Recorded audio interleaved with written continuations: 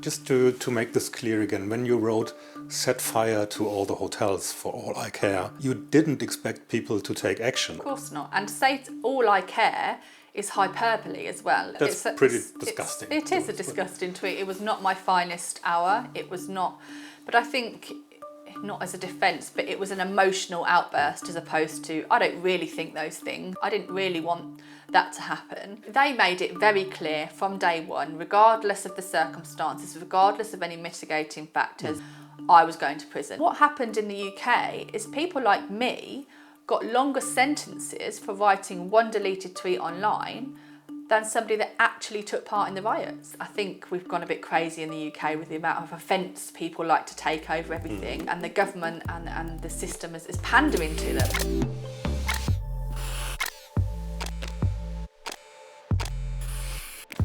Hello and welcome to Tell Me More, the ZEIT's English podcast from Britain. And today we are in Northampton in Lucy Connolly's home. And Lucy, you must be glad to be at home again because we're here because you were imprisoned for 1 year for one tweet. And we'd like to hear your story, how it came to that. Please tell us a bit about yourself. How did you end up in prison for one social media post? That's a good question. So I was just a normal mum and childminder. Just a normal mum and childminder from Northampton. I was working that day. It was the day of the Southport massacre, when those 3 little girls got massacred in Southport. So we are in the summer of 2024. So in the summer 24, yes, lose track. It was July 2024, and obviously the Southport atrocity happened, and I was understandably very upset. I was at home here with the children, and I was watching it unfold on the news and on Twitter and stuff. And I think we should tell our German readers a bit more about what happened that day. It was a real massacre. So some crazy boy, who's now known to be Axel Cabana, took it upon himself to go to a community centre in Southport, where they were having a Taylor Swift dance class. So the little girls were. I think it was the first day of the summer holidays. It was the very first week, yeah. And he went in there. He caught a taxi from his home, and he went there, and he went in with a knife, and he killed 3 beautiful little girls, and he severely injured many more. He just went on the attack with a knife, at this community centre in Southport, and killed 3 little girls. And back at the time, it wasn't known who the perpetrator was, right? No. And there were some rumours spreading on social media that he had come on a small boat as an asylum seeker, which later turned out to be untrue. But I think it's important to mention this because tensions were rising in the country, let's put it like this, right? What did you think when you heard about the murders and the rumours ensuing it? Well, firstly, I was absolutely heartbroken. I was heartbroken for the children. I'm heartbroken for the families because I have lost a child. I lost my son when he was 19 months old. So I know that family are now, facing a lifetime of grief. It's not, it doesn't get better, when you've lost a child, especially in circumstances like that. I mean, Jesus, I still can't comprehend it. You've dropped your children off at a dance class, that it should have been one of the happiest days of their lives. These little girls with their little Swiftie outfits and their dance classes. And their parents never got to pick them up. I mean, it's just beyond comprehension, isn't it, that can happen, that we can allow that to happen. And I suppose my thoughts at the time were, we've seen quite a few atrocities now in my lifetime in the UK. We had the Manchester Arena bombings, for example. We've had other things that happen. And it always seems to be that the perpetrator was known to the government, was known to prevent duty, all of these kind of things. That's a policing program, definitely. Yes, that were known to the police. Yeah. But it's like they didn't act quick enough. And in my opinion, every one of these atrocities, had people have done their jobs properly, it would never have happened, and these children would still be alive. And I knew that. I knew whatever it didn't at that time. I was thinking whether it's an immigrant that came in on a boat or whether it's an English person. I know that it will come out that we could have prevented this. That he was known to authorities, and I was right on every single level. So you were in quite a state. I was very upset and very anxious as well. I think I do have PTSD from losing my son, and I think we all worry about our children, don't we? You know, we all worry that, you know, when we drop them off somewhere, are they going to be safe? If we let them out to play, are they going to be safe? That's natural. It's natural for any parent to worry about their child, but when you've lost a child, that magnifies, you know, so much. It's like you're very unreasonable almost in the way that, you know, you worry about the anxiety of something happening to another one of your children.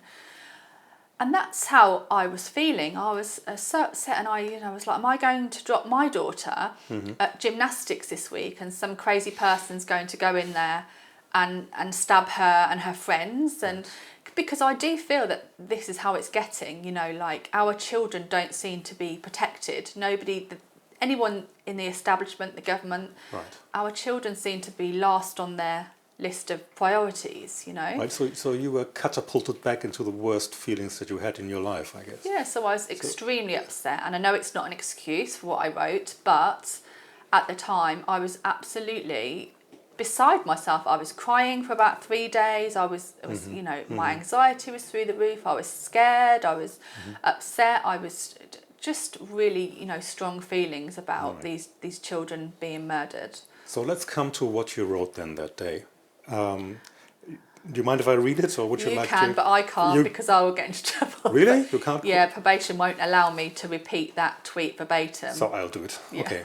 Okay. So you wrote at around 8:30 p.m. that evening on X, mass deportations now, set fire to all the effing hotels full of all the bastards, for all I care. While you're at it, take the treacherous government and politicians with them. I feel physically sick knowing what these families will now have to endure. If that makes me racist, so be it. I mean, that's vile. That's pretty disgusting. It is a disgusting tweet. It was not my finest hour. It was not, but I think, not as a defence, but it was an emotional outburst as opposed to, I don't really think those things. I didn't really want that to happen. I don't want that to happen. And obviously my tweet was on the day of the Southport massacres. Riots didn't kick off in the UK until a week later. And when they did, I was one of the first people going, whoa, no, stop this. You know, I tweeted as such to say, please stop this. This is not the right way. I know that everybody's cross. I know that everyone's angry, but this isn't the way to do it. You're playing into their hands. You're not going to, you know, they won't listen to us if you behave like this. The tweet spread quite widely, went viral, I think, within only 3 hours. You then took it down. No, it didn't. So, I only had around 9,000 followers at the time, which actually, that's not a massive account on Twitter. It's a fairly, it sounds a lot, but Twitter kind of wise, it's not that massive. The tweet was, it says viewed 310,000 times, but it doesn't mean to say that it was viewed, because every time you scroll past something, it views as, you know, racks up a view. It didn't have, you know, 310,000 comments, or, you know, and a lot of the comments that were there were condoning, you know, were saying this isn't, not condoning, that's the wrong word, isn't it? Not condoning the tweet, and saying this isn't okay, shouldn't write things like that, that's a disgusting thing to write, So, yeah, I don't actually agree that it went as viral as it was made out to be by the press. I'm not even convinced it was viewed as many times. That's a different story altogether, because obviously the only evidence that the courts or the press or anything like that was a screenshot. My original tweet had gone the same evening. So you deleted it. Yeah, so it was up for about, again, there's also debating over how long it was up. It was up for a maximum of 3 hours. I think I took it down before that, and some of the statistics the police have got on it actually back that up. So I went out for a walk with the dog because I was very upset. That's what I do, you know, if I'm really angry and upset, I go to the gym or I go for a walk, or that's my way to calm down. Took the dog out for an hour or so, came back and thought, you need to take that tweet down. It's really not a nice thing to say. That's not the right thing to say. And so the red mist had descended by then. I'd calmed down a little. I see. So I took the tweet down. So deleted it. Right. Okay. Just to make this clear again, when you wrote "set fire to all the hotels for all I care," you didn't expect people to take action. Of course not. And to say all I care is hyperbole as well. It's not a direct order. It's it's very like for all I care. But do you understand on the other hand that it could be read as an incitement to violence? I don't agree that it was incitement. There was never any intention to incite anything. It doesn't hit regardless of how it doesn't hit the bar for incitement. Right. So what you wanted to say was, if somebody set fire to hotels, you wouldn't care. I would care, really, though. It's okay. just at that. But you said you wouldn't time, at the time. Yeah, at that time, I was like, all I cared about was those children and the parents and what they're now going to have to go through. And I do not renounce my views on illegal immigration. I'm still very much, we should detain and deport these people. Yes, of course, in a humane way. Yes, of course, we shouldn't be doing things like that. But I still don't, I'm very against all this, illegal immigration here. I think it's dangerous. And I think, we're letting essentially unchecked men roaming the street with our children. And I'm not okay with that. Right. So you took the tweet down. Yeah. What happened then? So nothing happened. So I took the tweet down. A whole week passed and nothing really more was said. People were obviously still talking about the Southport massacre a lot, and it was still very much in the press and very much on Twitter and all of those things. But yeah, I honestly didn't think anything more of it. I wrote the tweet. I regretted writing the tweet. I took it down. Nothing was said to me until a whole week later. And then this tweet appeared, I think it was the Monday morning was the first time I'd seen it. And it was a screenshot of the tweet. And it was the first kind of tweet I'd seen about my tweet was very political. Look at this Tory councillor's wife tweeting this. She's a racist. She's this. It was more about politics, and they were like, she's a racist and this is a Tory councillor, this is a Conservative councillor's wife. I felt at the time it was more became political point scoring. So I don't actually believe of course people were offended in my tweet and I accept that, but I think a lot of the people that were resharing it and making it political were using it more to politically point score. And it worked, because it kind of went viral from that point on. It didn't go viral on the day that I wrote it, but it did go viral a week later when others were sharing a screenshot of it. And saying, we should also point out at this stage the country was on the brink of widespread civil unrest. It already was, So a week. I think we had riots and protests in about. I think they'd been going on about I don't know how many days after. It was about a week later, wasn't it? So by that point... It was a week later, yeah. Yeah, so the weekend after you put out the tweet, that I think was the height of the civil unrest in the country. I think it started when they had the vigil in Southport for the little girls. They had like a memorial and it all kicked off there and then escalated across the country. So what we had at the time, there was protests from, concerned parents, from people who were protesting illegal small boat immigration, but that mixed with people who were, violently attacking hotels, mosques. Actually, fire was set to 2 migrant hotels.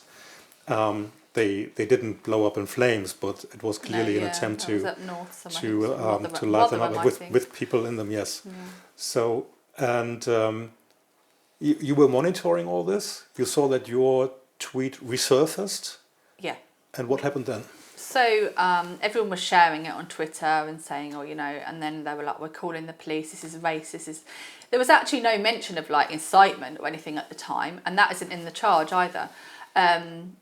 it was all about she's racist, and it was about, you know, Tory councillor's wife, she's racist.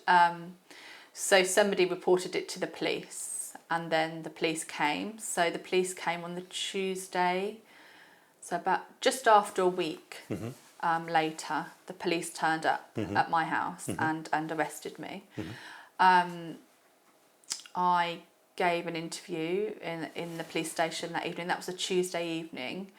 That was here in Northampton. Yeah, so I was taken to the police station and I gave an interview. I had a solicitor.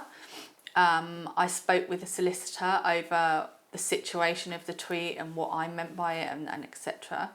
And she said to me in the interview, I think you've actually put that really eloquently, and you need to go into the interview and you need to explain yourself to the police.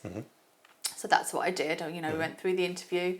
At no point did she stop the interview or anything like that. And I was released without charge that night. So I was released pending further inquiry. I wasn't charged, and I had bail conditions not to post on social media. Okay. So I didn't break those conditions. I didn't post on social media. So that was the Tuesday. They released me without charge. And then the Friday, they came very early in the morning on Friday, rearrested me and interviewed me again over tweets that were just not relevant. Really. What did they say why they arrested you again? That's because a bit they unusual, said they'd isn't it? found some tweets on my Twitter. But like, for example, one of them was...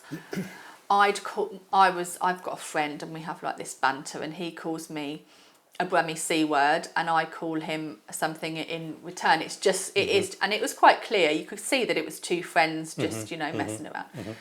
And one of the words was a word that you might use for a traveller. So he'd called me a Brummy C word and I'd called him that. So they were like, well, this is and a that race... happened publicly? Yeah, so it was an old tweet. It wasn't Okay. It wasn't kind of a recent one. Things like that.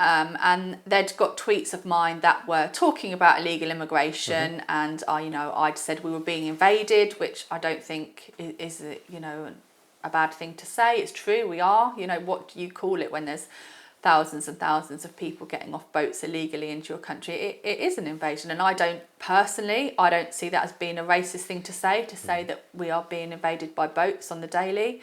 I mean, you don't have to share the sentiment, but it's certainly not illegal to say it. No, well, I don't think so. Timeline-wise, I think we should mention that we are now at August 6th, right?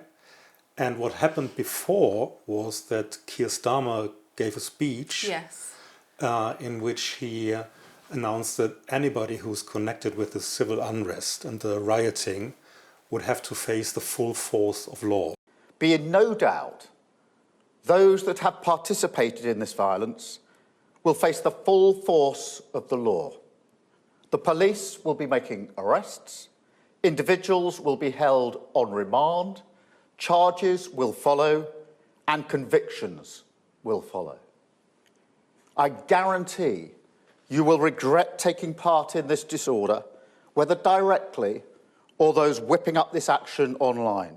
Do you think that played a part in what happened to you? A massive part, I don't think, I know. At the end of the day, he just put everybody in the same boat, didn't he? He was like, whether it was online or in the streets or whatever, if you had something to say about this massacre in Southport, it came across as if you're upset about the situation in Southport and children getting murdered and you're upset with the government, then that makes you a far-right thug. That's how everybody took that, you know.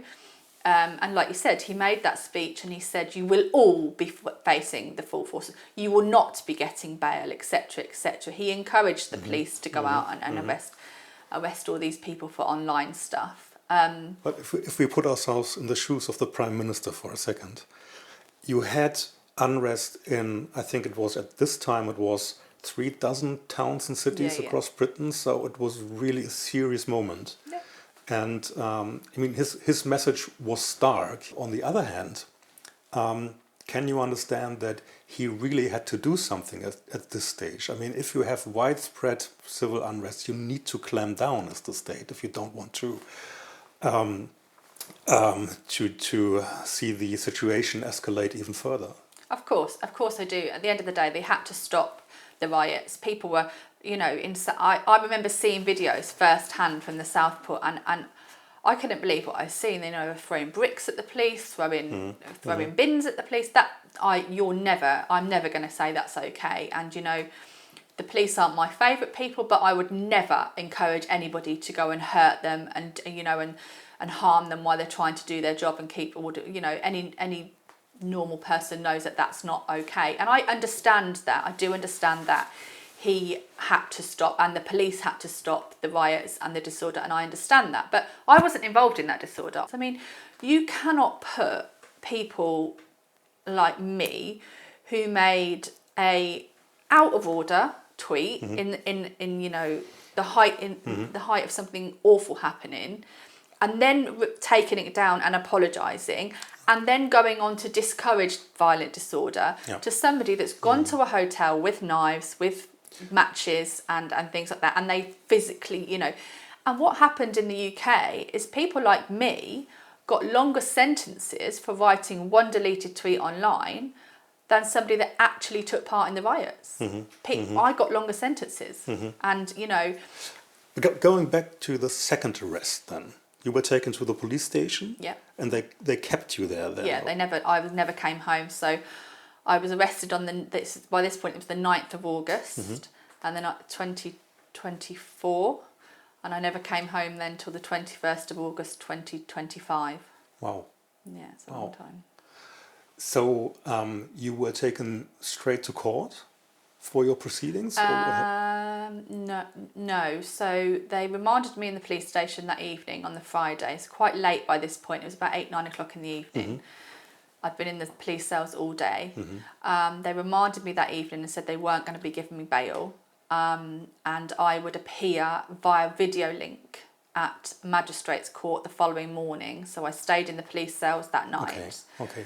Then Did they tell you why they didn't grant you bail? No. I mean, you're a mother. No. It was a first offence. offence. There is no reason. The first offence. There is no reasons. I believe that I was unlawfully remanded. I wasn't a flight risk. I'd already been bailed on the Tuesday before with conditions that I hadn't broken. I hadn't broken those conditions. Like I said, I was highly unlikely to reoffend. There was no legal grounds to remand me. Okay. But obviously, this was coming down from the government.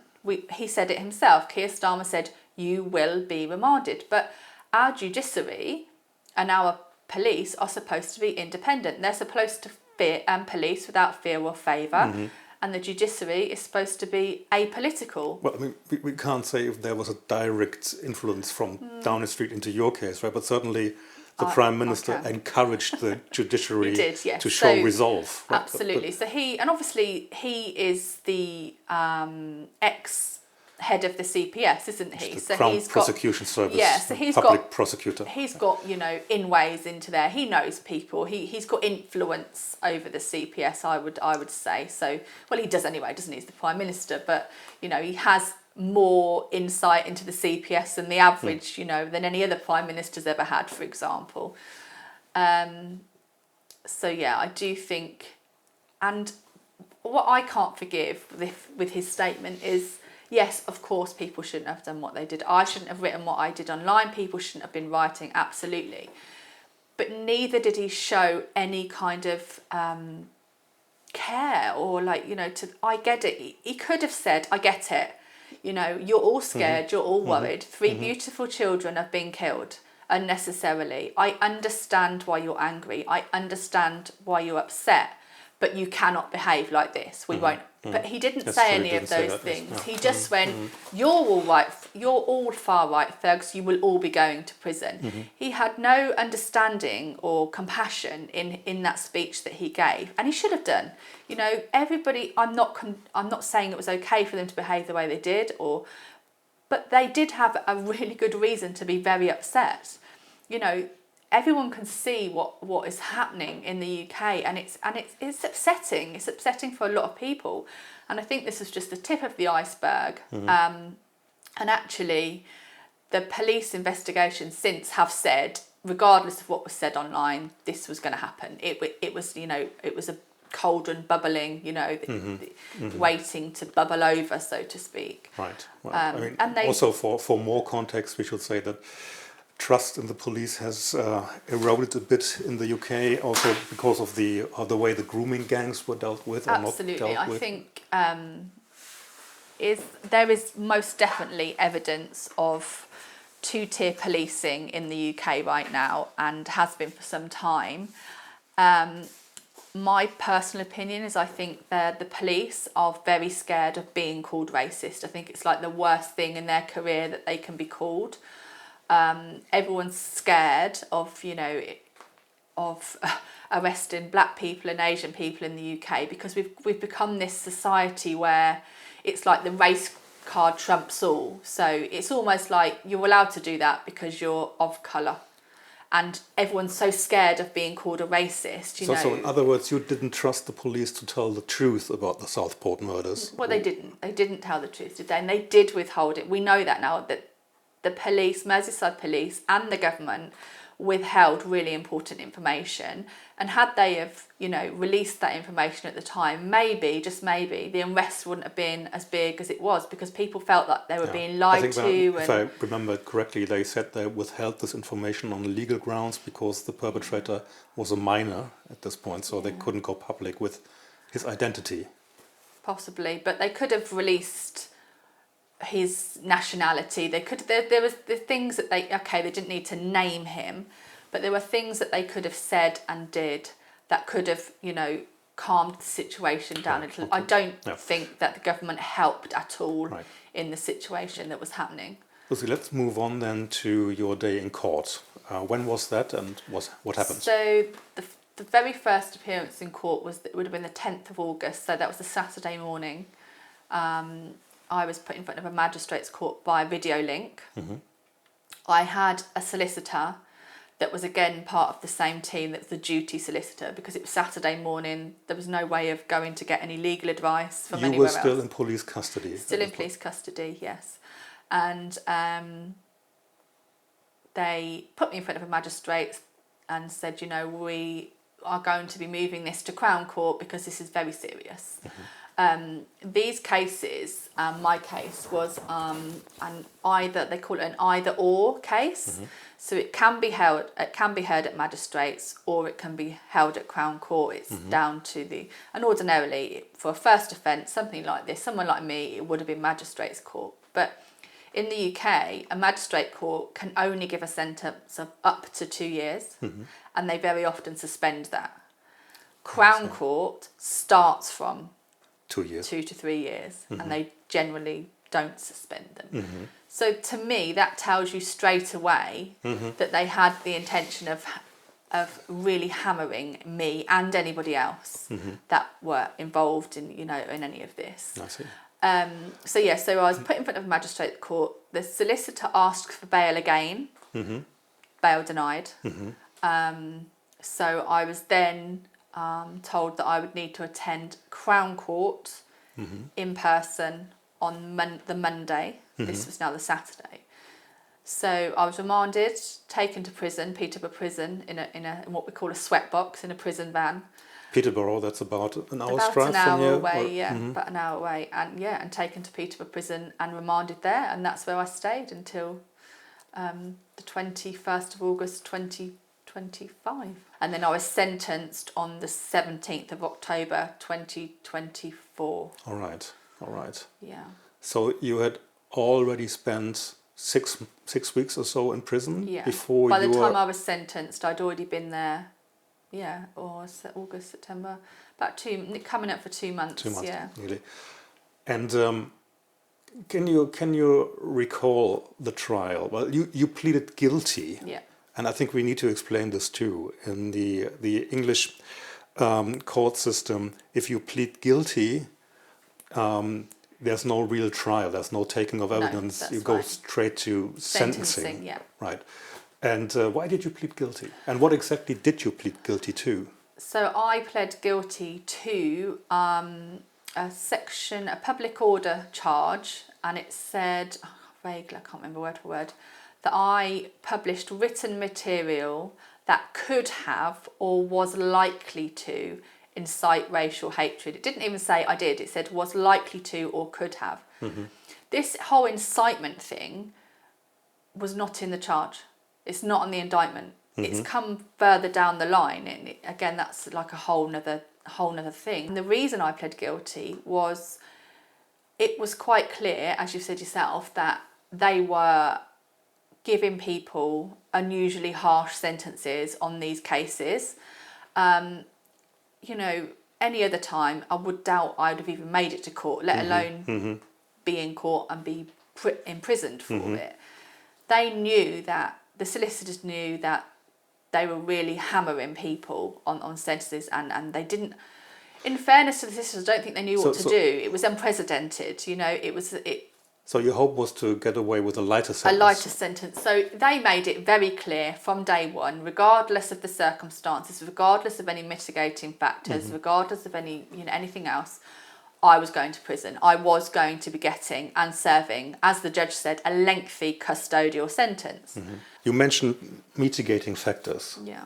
a minute ago.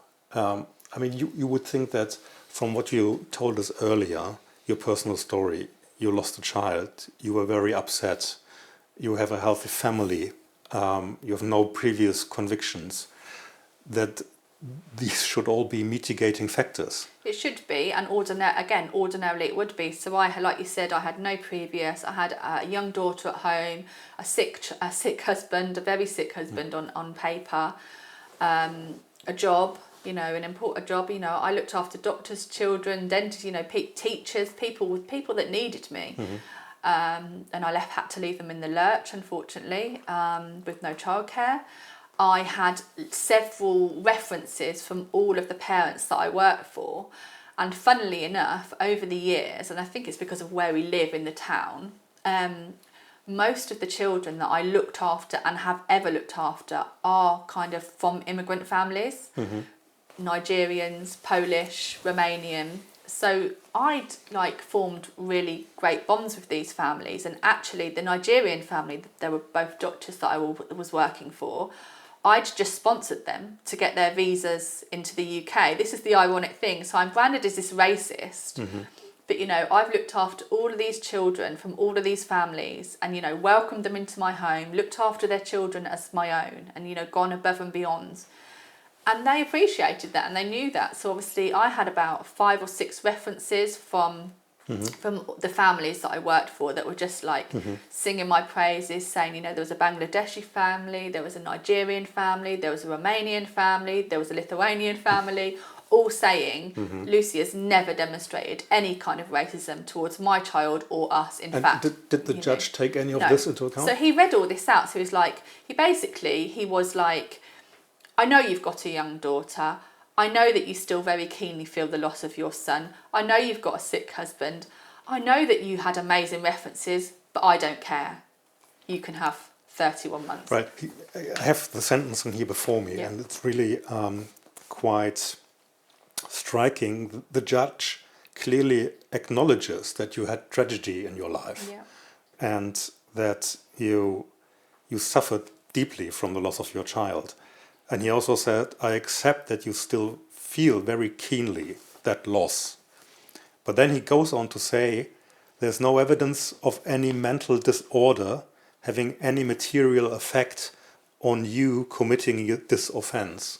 So what he's basically saying is, you may have been through this trauma, through this tragedy, but this doesn't meet the threshold for me to consider this to have any effect on your sentencing. Yeah, I think that's what he's saying, isn't it? Yeah, it very much reads this way. Yeah. So he carries on sentencing you to 31 months in prison. At this point, you're still in Peterborough prison? Yeah, I was via video link, so I was at Peterborough prison via video link. When you received the sentence, what did you think? I was just a bit shocked. It was a lot long. Like I said, I was expecting a custodial, but it was in fact, it was an even longer than 31 months because he started off the judge said, if you'd have gone to trial and you'd have been found guilty, you would have got 40 something months. So that's where I'm starting from. Wow, okay. So then he then started from there and then took off my 25% credit to bring it down to 31 months. So actually I got longer. I got longer than 31 months. The credit was because you pled guilty. Because I pled guilty. Not because of So any if mitigating I had factors. Yeah, there was no mitigation allowed. No, there was none applied. No mitigation at all. It was purely just the 25% credit for my guilty plea. And like I said, ordinarily, it's the judge's job to look at the whole picture and say, okay, she shouldn't have done this. It was wrong. Yeah.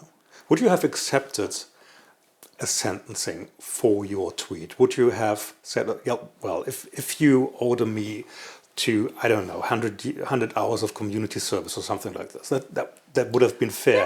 Yeah, I think so. I think I shouldn't have written the tweet. There's no debating that. No, nobody's saying that it was an okay thing to write. Nobody's saying that. But you have to look at the whole picture, don't you? You have to look at somebody's circumstances. You know, if somebody that murders somebody that's attacking them isn't the same as somebody that's chased somebody down the street and murdered them. They're different circumstances. They're still both murder, but they're completely different circumstances, aren't they? And I think, and that's what courts should do. That's what judges should do. That's how the judiciary should work. It should look at each individual case, and it should say, you know, if I'd have done this before and been in trouble and then done it again, that's different, isn't it? But could you not appeal this verdict? Well, I tried. So I appealed my sentence. So I did go to appeal on my sentence, not on the actual conviction, because I don't think right now with this government I would get anywhere. But I did appeal the actual length of the sentence because I should never have been charged on a category 1A. There was no threshold. The threshold wasn't met to get me on incitement and a category A. It just wasn't. But they did it anyway. And, it was quite clear during the appeal that I wasn't going to get anywhere. That I had judges, they were sitting there tutting, rolling their eyes, and it wasn't the best appeal. And they didn't give me an answer that day either. They said, oh. So you are a 41-year-old mother at the point, 12-year-old daughter here at home, and you find yourself in prison for at least 1 year. Yeah. What was it like? Interesting. It was, do you know what? Prison is not a nice place. It's not, all these people that are like, everybody's got it really easy in prison. Go and give it a go and see how, yes, you got tellies, yes, if you've been there a long time and have mounted enough money, you've probably got a PlayStation or what have you. But it's really not a nice place. And it's a really sad place. There were many, many women that I met that I don't feel should have been in the prison system. I feel that they just need help. That they've been failed, if you like, by the government, by the system, by the establishment. It's not the right place for them. They don't need punishing, they need help. What did the women around you do? What were they convicted of? All sorts. I was in there with murderers, paedophiles, shoplifters, people that have dealt drugs, you name it. I met them in prison. Yeah.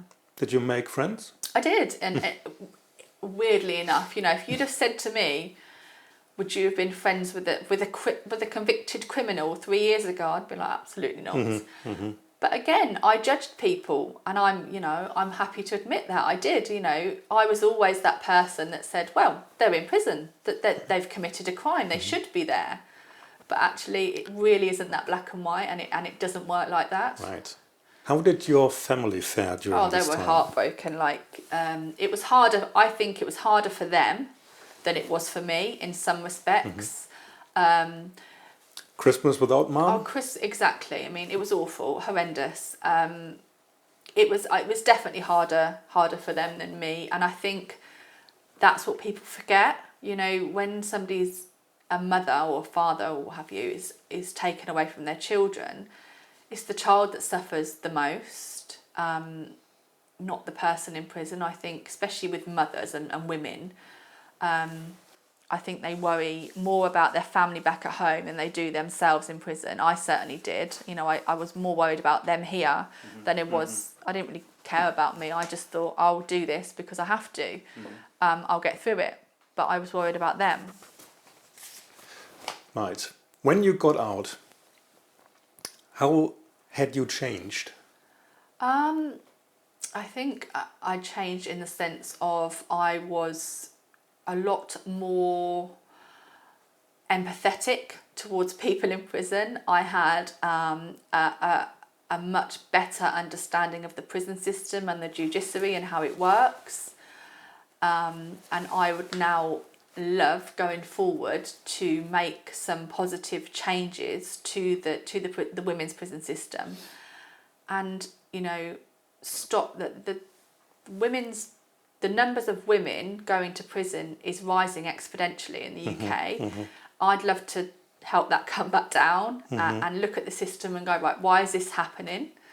And you know, So you would can like we help to these people? put your first-hand experience I'd to love some to. use? That would be like my Okay. ideal now, Okay. would be to go forward in some capacity to help women before they get to prison and stop them going to prison and put things in place to stop these women ending up in a place that they just shouldn't be.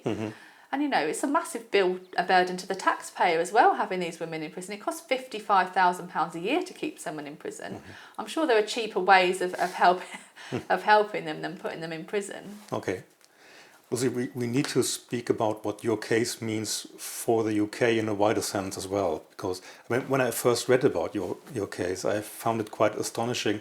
Also because, you know, when Germans think of Great Britain, they usually think of the rule of law, fair play, the motherland of not only democracy but free speech. Yeah. You know, the Magna Carta, Yeah. John Over the Stuart Magna Mill, Carta, John yeah. Locke, all of that.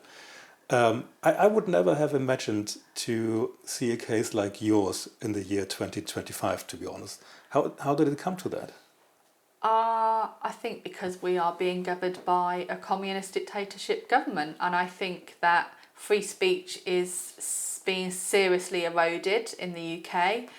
I think that you've only got free speech right now in the UK if you agree with kind of the left side of politics. If you're kind of central or right, then you're not allowed to say what you think. It seems that, you know, you're only allowed to have free speech if you agree with what this government is currently doing and how it's currently governing, and they go after anybody that says otherwise. But are you taking things a bit far right now? Because, I mean, if we were living under a communist dictatorship like we had in East Germany, we would be handcuffed and be let out of here soon. We couldn't have this kind of conversation, you know what I mean? Yeah, I know it's probably, but no, it does feel like, I think in the UK, as you've said, we are so used to our freedoms and freedom of speech, and we are the home of the Magna Carta, we're a sovereign country and all of these things. And I think over the years as well, I think hasn't happened overnight. It's not just this government either, it's the previous government. I think slowly but surely our rights have been eroded, our free speech is being eroded, immigration's out of control. I think it's not just one thing, it's a catalyst of things. Right. That's causing the problems we have in the UK right now. Because, I mean, below the level of accusing the government of being a dictatorship, could there be other reasons? I mean, my impression is that this country, as a society of immigration, has become very much afraid of itself. So I think there are numerous cases that speak to the impression that if you would allow for free speech, it might actually spark community tensions. So you have to throttle down a bit in order to keep social peace. Might that not be a bit nearer to the truth? I think it is, but I don't think you can do that. You either have free speech or you don't have free speech. And rather than just shutting people up, why don't you look at the problems, right? Why are people annoyed? Why are people angry? Why is it bubbling away? You know, why are they worried about disorder? Look at the problems and find a solution. You know, okay, the UK isn't happy with X, Y, Z. Why are they not happy with this? Let's see if we can work with the people and find a solution. if you're saying this is our government and we will do exactly as we like and we don't care if you're not happy about that, and we'll put you in prison if you say otherwise, that then becomes a dictatorship. You know, and this is the impression that I get from the Labour government. They're very much like, this is our way and that's how we're doing it, and if you don't like it, tough. But these people need to remember that they're elected by us. They work for us. It isn't a dictatorship. It is very much supposed to be like a partnership, isn't it? You know, this is what the British people want. We will listen and we will do our... I mean, obviously they can't accommodate everything and everything's not reasonable, but I just think there are a lot of issues in the UK now that are causing a lot of tensions, and rather than try and deal with them, they're just clamping down on anybody that says anything about them, you know? I mean, at the same time, we are seeing the resurgence of a new political party and movement, even Reform UK, with Nigel Farage leading it. And you've told me that you feel close to this movement. You have also had an appearance at the Reforms UK party conference in Birmingham last year. So could you imagine entering politics maybe? Possibly. I mean, as I make no secret of, I'm a fan of Reform. I think they are centrist right. I don't think they're too right, if that makes sense. I think that they will deal with the issues that people like me have got a problem with. I don't think they'll try and throw people in prison for speaking out about any issues you have. I think that they will deal with illegal immigration in a reasonable and timely way. But on the other hand, I'm not one of these people that wants every single foreign person or non-white person chucked out of the country. We need immigration to a degree. We know that. We can't, as a country, we cannot function without some level of immigration, and anybody with half a brain knows that. So I think Reform are like ideally placed to do that job, because they get this, you know, people call them names and say they're very right. I actually don't think they are. I think they're actually very centrist right. They're really, I guess, a replacement in some ways of the Conservative Party. That's the way I see it. The Conservatives were like, they got, you know, kicked out because they weren't conservative. They were more kind of left-leaning, and that's not what voters expected of them. But I think that's where kind of Reform are almost like the new Conservative. That's the way I see it, just doing a Conservative job.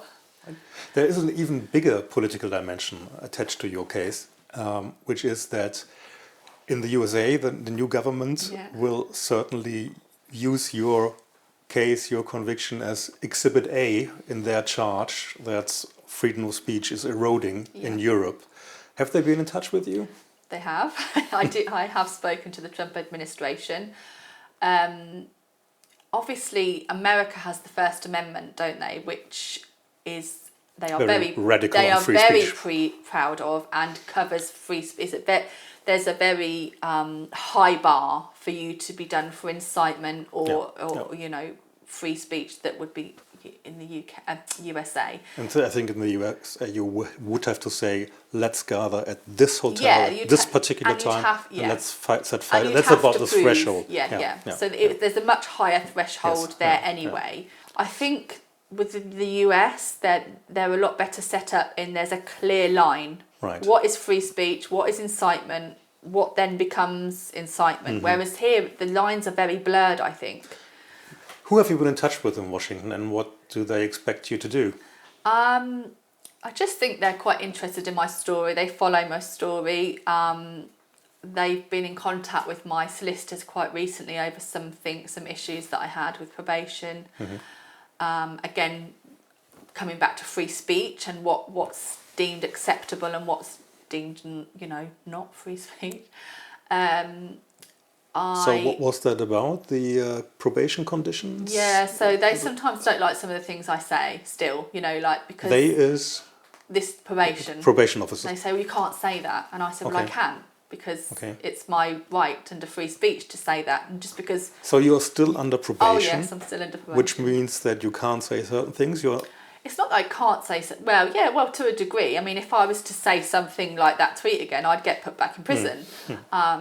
so they expect me to be, which is fair enough, they expect me to be mindful about some of the language that I use to make sure, not that I would ordinarily anyway use racist language or derogatory language, but you know, again, my threshold is perhaps a lot higher than theirs as to what's offensive and what's, you know, I always say I don't give offence, people take offence.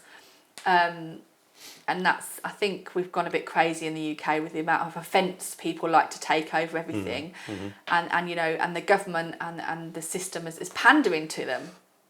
Whereas they don't do that in the USA. And I think the USA, and not just the USA, we've got countries like Australia, Israel, you know, you're obviously the Germans, France, there's been a lot of interest in my case from other countries, like watching, thinking, wow, you know, like this is what's actually going on in the UK right now.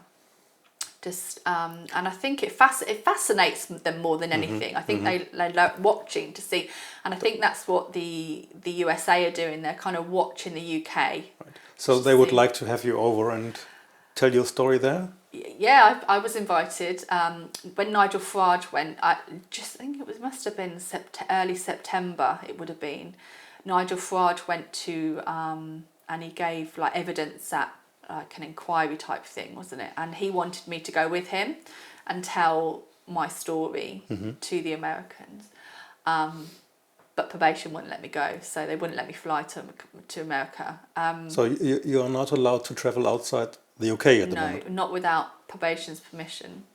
So you can't only stay in the UK, so England, Northern Ireland, Scotland. How long will that apply for? Till March 27, till I'm off of licence. So it's the full 31 months. So I did 12.4 months in prison, and then the rest of the 31 months is served on probation. Right. On licence, they call it. So the world can expect to see more of you in 2027 then?